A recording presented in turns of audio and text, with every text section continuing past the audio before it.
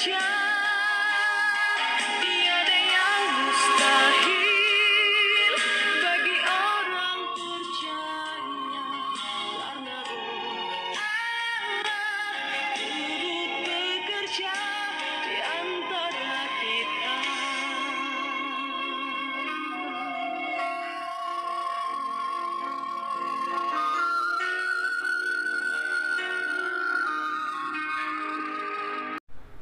Shalom sahabat Tuhan dimanapun berada, puji nama Tuhan.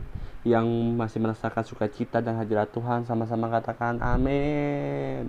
Haleluya. Apa kabar semua saudara-saudari dimanapun berada? Kuharap kalian dalam kondisi yang luar biasa ya pada hari ini ya. Kiranya kasih, sukacita, damai sejahtera dari Tuhan melimpahi menyertai kalian semua sampai kesudahannya.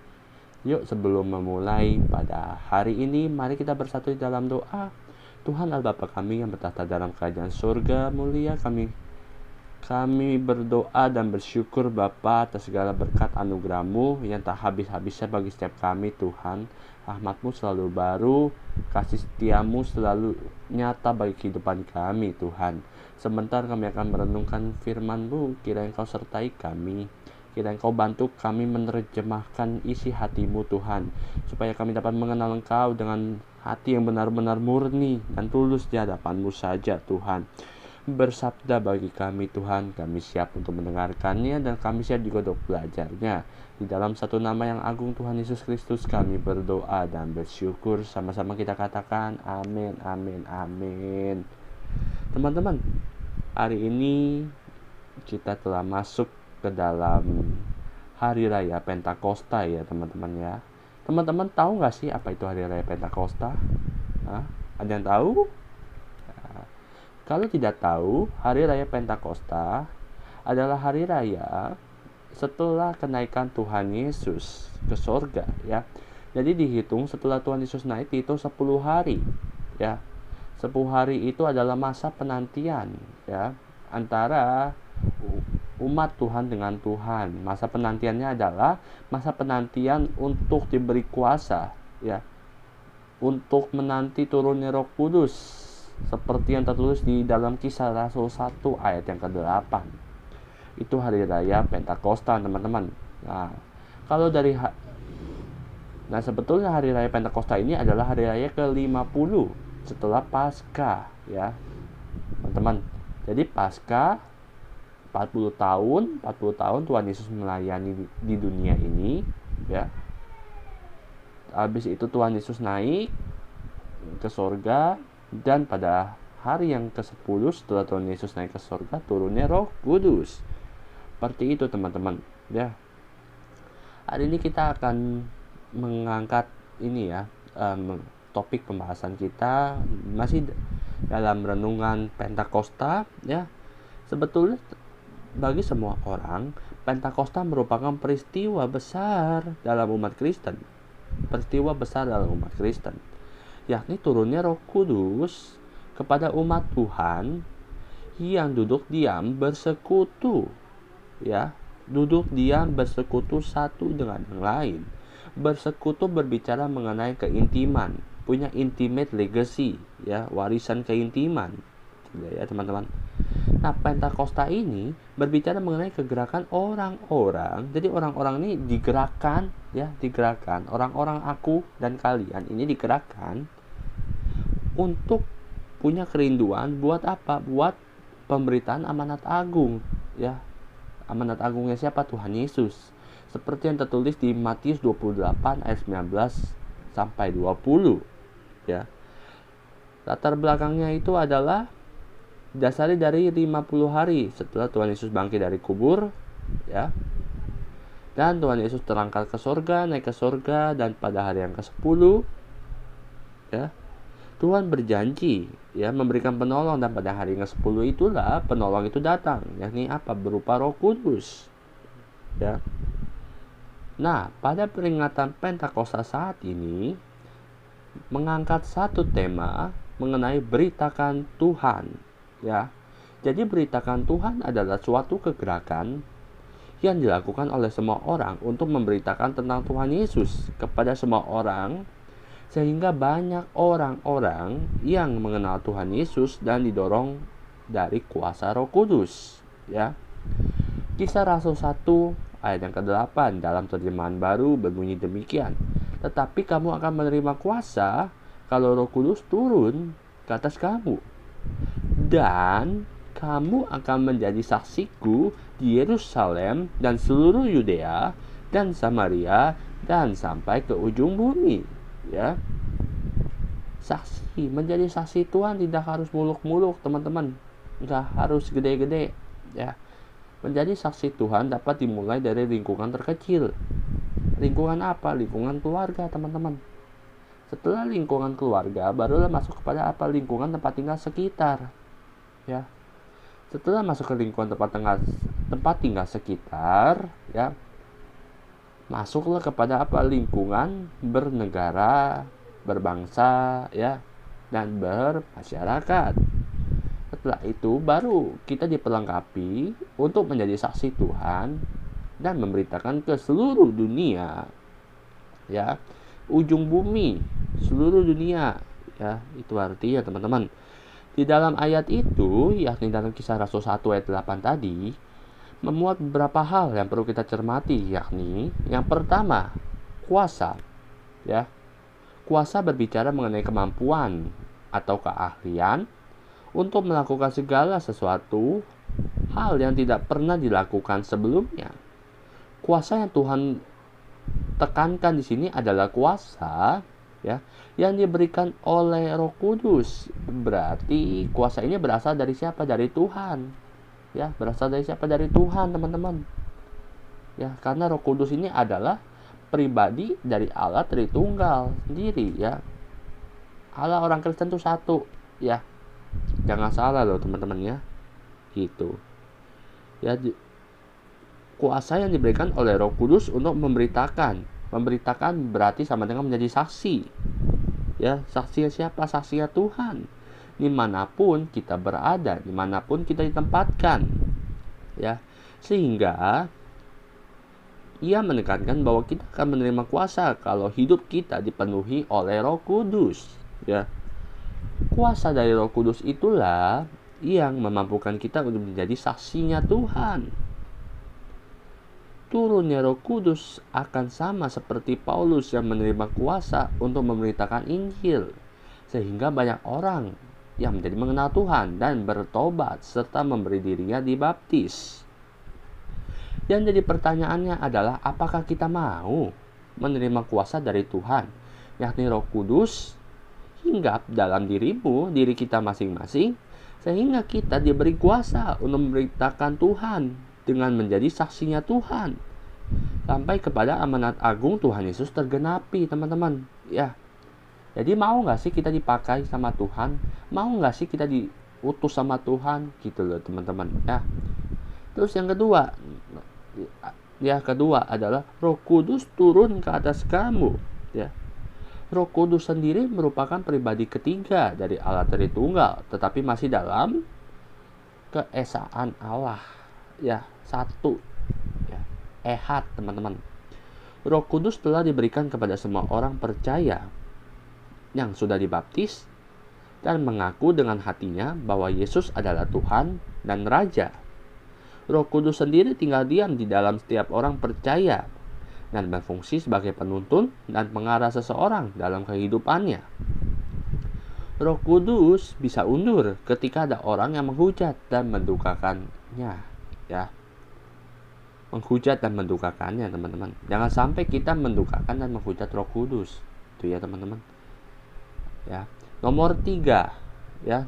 Yang nomor 3 adalah akan menjadi saksiku. Ku di sini besar, berarti sama dengan Tuhan. Ya. Berarti akan menjadi saksi-saksinya Tuhan. Ya.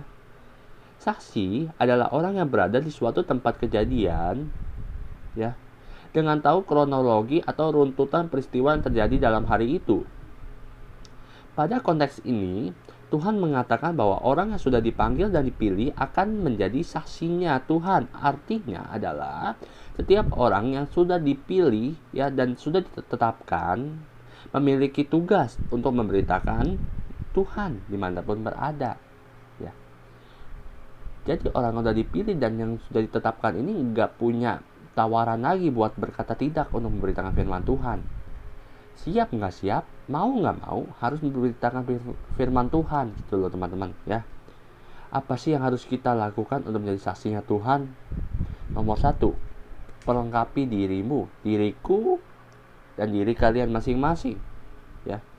Memperlengkapi diri merupakan hal yang penting dan wajib kita lakukan agar memiliki persiapan yang matang supaya mampu melakukan suatu hal dan dapat hasil yang terbaik. Memperlengkapi berarti menambah kemampuan kita, baik itu bidang akademik, soft skill, or anything, supaya dapat melakukan sesuatu hal yang lebih lagi, dan semuanya itu untuk Tuhan ya. Ingat dalam Kolose 3 itu ya teman-teman. Memperlengkapi diri dapat dilakukan dalam banyak hal, yakni A. Cari Tuhan ya.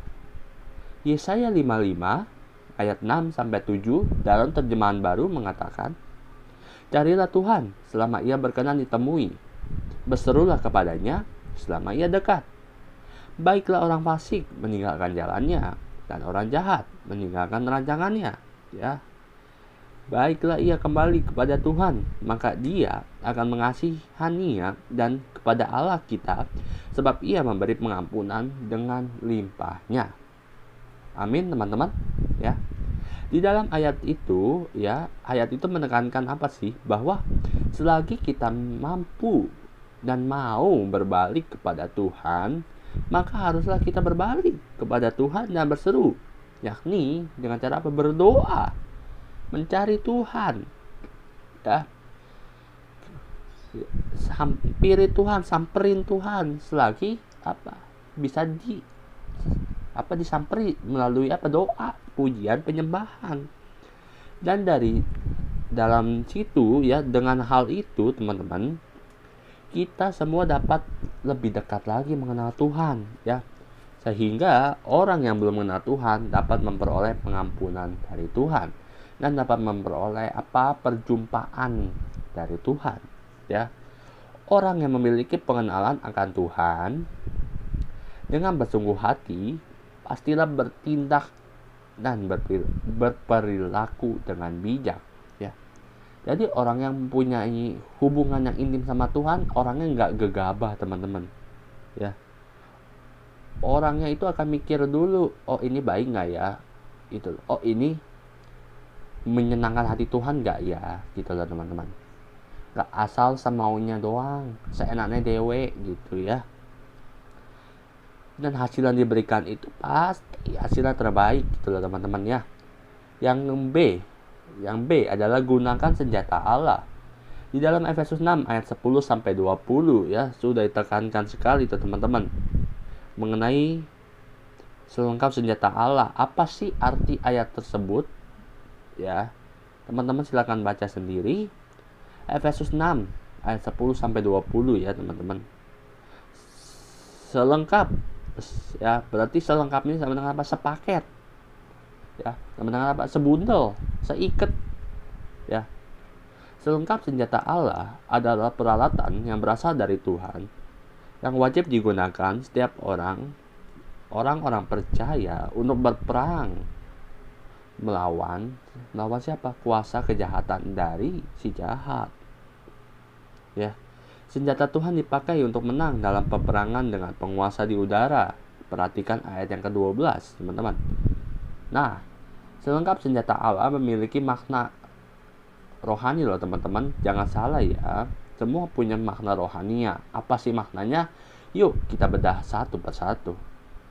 Yang A, berikat pinggang kebenaran. Kita diperintahkan untuk mengikat pinggang kita dengan kebenaran. Pinggang di sini bukan pinggang secara fisik, tetapi pinggang berupa akal budi kita. Ya, baca 1 Petrus 1 ayat yang ke-13. Silakan baca sendiri di rumah. Ya. Ikat pinggang yang mampu memenuhi tujuan ini adalah kebenaran. Dan Yohanes 17 ayat 17 mengatakan bahwa firman Allah adalah kebenaran. Dengan kata lain, kita tidak akan siap menghadapi pertempuran tidak siap menghadapi pertempuran dengan berikat pinggang kuat bila akal budi kita belum berikat pinggangkan kebenaran, yaitu firman Tuhan. Ya, kita harus diperlengkapi dulu sama firman Tuhan, sama kebenaran Alkitab, sehingga kita mampu dan siap ya untuk menghadapi peperangan gitu teman-teman. Yang B, berbaju zirahkan keadilan. Fungsi baju zirah ya, teman-teman pasti tahu kan ya, baju zirah itu apa sih teman-teman? Ya. Fungsi dari baju zirah itu untuk apa? Melindungi dada ya. Dada ini, di dalam dada ini ada apa? Organ penting teman-teman. Ya. Terutama jantung kita. Maka selama kita mengenakan baju zirah ini, selama kita menanamkan dalam akal budi kita bahwa kita telah dibenarkan di hadapan Allah bukan karena melakukan perbuatan baik, maka hati kita ya, bagian terdalam dari akal budi kita terlindungi dari hal-hal yang ya tidak sesuai dengan firman Tuhan, seperti apa? Tuduhan dan penyakit-penyakit spiritual lainnya yang disebabkan oleh iblis dengan tujuan membuat kita meragukan relasi dengan Allah. Makanya ada firman Tuhan berbicara mengenai hati-hati dengan hati. Ya, jagalah hati dengan penuh kewaspadaan. Karena dari situlah timbul apa? Kejahatan, teman-teman. Jadi kalau kita nggak jaga hati dengan benar-benar waspada, siap sedia gitu teman-teman, hati kita bisa diserang. Hati kita akan menghasilkan hal-hal yang negatif, hal-hal yang nggak berkenan di hadapan Tuhan. Makanya kita perlu menjaga hati teman-teman ya. Nomor C, bagian C ya, kakimu berkasutkan kerelaan untuk memberitakan Injil damai sejahtera. Mengenakan kasut ya, kasut ini sepatu teman-teman ya. Kasut ini berasal dari mana sih? Berasal dari Tuhan ya. Berarti kita siap sedia dikala apapun, mau enak nggak enak, untuk memberitakan firman Tuhan ya. Karena itu menjadi tugas kita, tugas aku dan tugas kalian untuk menjadi saksinya Tuhan ya. Di Alkitab Tuhan tidak bilang beritakanlah Tuhan selagi enak. Di Alkitab Tuhan nggak bilang beritakan Tuhan selagi tidak enak ya. Di Alkitab hanya menuliskan beritakan Tuhan di segala situasimu ya. Ajarlah ya. Kita diminta untuk memberitakan Tuhan. Kita diminta untuk mengajar orang-orang mengenai kehebatan, kedahsyatan, kemahakuasaan Tuhan. Itu teman-teman. Ya. Pemberitaan firman Tuhan harus menjadi hal yang prioritas. Harus tahu what your priority in your life, of your life ya, atau diutamakan dalam kehidupan kita ya. Kita harus mengutamakan dulu nih teman-teman ya, untuk memberitakan firman Tuhan. Itu harus nomor satuin dulu teman-teman ya. Supaya apa sih? Supaya firman Tuhan itu tersebar, firman Tuhan itu menjadi didengar oleh seluruh orang gitu loh teman-teman ya. Pemberitaan firman Tuhan itu harus menjadi prioritas atau diutamakan dalam kehidupan kita, sehingga aku dan kalian memiliki arah ya, memiliki visi misinya Tuhan dalam kehidupan kita, sehingga ya kita bisa memberitakan Injil. Pemberitaan inilah yang harus lahir dari dalam hati kita, supaya didasari oleh motivasi yang benar, yang tepat, yang murni, yang tulus ya. Supaya semua orang bisa mengenal Tuhan, bisa mengenal Tuhan Yesus Kristus sebagai Tuhan dan Juru Selamat ya, sebagai Tuhan dan jalan kebenaran ya. Yohanes 14 ayat yang ke-6 ya. Terus yang D, dalam segala keadaan pergunakan perisai iman. Perisai iman berbicara mengenai pengenalan dari pengetahuan kita akan firman Tuhan dan isi Alkitab. Itu semua akan diuji, teman-teman. Yang terkadang kita tidak peka akan hal itu. Nah, perlu diperhatikan nih guys ya. Kita harus benar-benar apa katam, benar-benar apa baca Alkitab dari awal sampai akhir. Ya, harus dibolak-balik gitu teman-teman. Biar apa nyangkau di otak. Setelah nyangkau di otak, turun ke hati. Dari hati kita bisa apa? Bertindak, berperilaku dengan cara yang tepat, dengan cara yang benar, gitu loh teman-teman. Ya. Jadi Tuhan itu disenangkan, bukan didukakan. Ya. Menggunakan perisai iman, ya, berarti mengenakan seluruh kebenaran firman Tuhan. Perisai itu tameng ya. Perisai itu tameng, teman-teman. Yang menjadi penghalau. Menjadi apa? Di medan pertempuran, itu tamengnya kita, gitu loh. Ya. Menggunakan perisai iman berarti mengenakan seluruh kebenaran firman Tuhan supaya melindungi kita dari segala macam godaan dari si jahat yang mau mengganggu dan membelenggu kita. Makna lainnya adalah mempercayai seluruh kebenaran firman Tuhan dengan sepenuh hati dan mengimaninya serta melakukannya dalam kehidupan sehari-hari. Ya. Yang dan pedang roh yaitu firman Allah. Kata genetif yang dipergunakan di sini menerangkan kepemilikan orisinal dari pedang itu, ya. Sehingga yang dimaksud dengan pedang roh adalah pedang yang berasal dari roh. Rohnya siapa? Roh Kudus. Ya. Atau pedang yang berasal dari Allah sendiri, karena Roh Kudus itu adalah pribadi Allah sendiri, gitu loh teman-teman. Ya. Pedang ini adalah firman Tuhan. Dan seperti yang tertulis di Ibrani 4 ayat yang ke-12 yang mengatakan sebab firman Allah hidup dan kuat dan lebih tajam. Ya. Udah hidup, udah kuat, tajam pula. Kurang apa lagi? Ya, sudah komplit itu teman-teman. Ya. Dan lebih tajam daripada pedang bermata dua manapun, ya. Jadi firman Tuhan itu bisa menusuk kedalaman hati kalian, ya, dikorek, diangkat, dibersihkan, dimurnikan oleh apa? Oleh kebenaran firman Tuhan, ya. Firman Tuhan adalah senjata terbaik yang paling ofensif, ya. Firman Tuhan itu adalah senjata yang tidak ada tandingannya, teman-teman, yang dapat mengalahkan seluruh musuh. Terakhir, apa sih kesimpulan dari senjata Roh Kudus itu? Ya, selengkap senjata Allah itu apa sih kesimpulannya? Kesimpulannya adalah Allah memberikan senjata itu sebagai perlindungan bagi kita supaya kita tidak kalah dalam peperangan melawan si jahat. Perlu diperhatikan teman-teman bahwa kelakuan kita haruslah diintrospeksi. Apa introspeksi itu? Haruslah diperbaiki, direnungkan, ya. Apakah kita udah hidup sesuai dengan kemauannya Tuhan atau belum? Ya, teman-teman.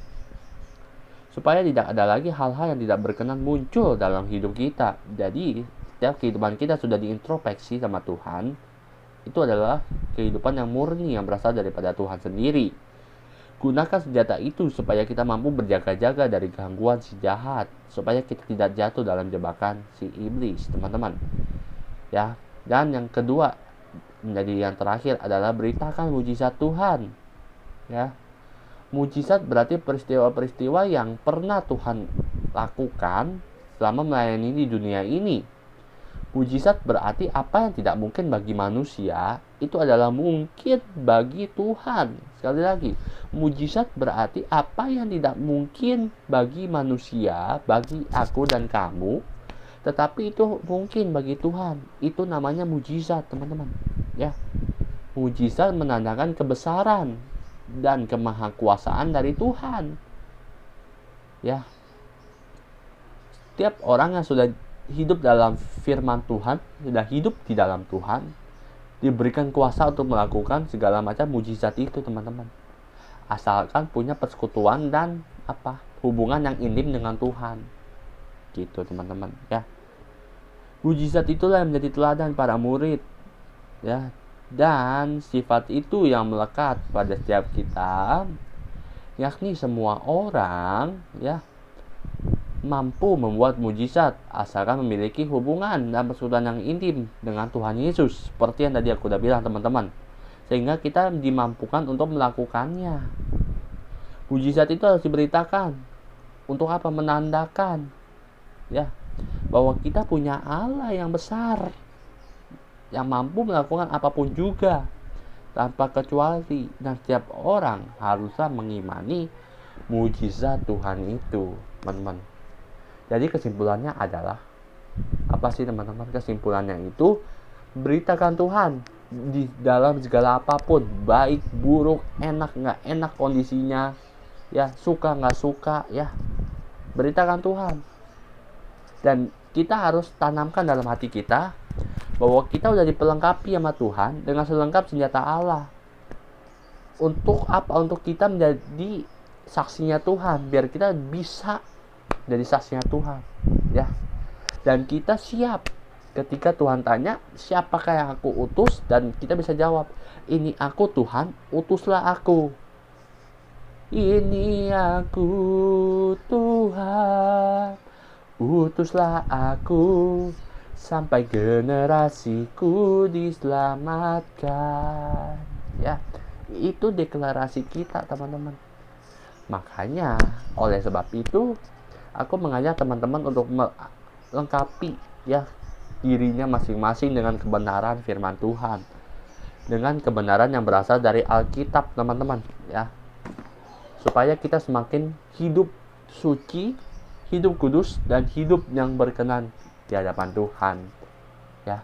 Sehingga nanti pas Tuhan datang, Tuhan menjumpai kita manusia-manusia yang setia di hadapan Tuhan. Amin. Kiranya kita dapat mengimani, meresapi, dan melakukan firman Tuhan ini.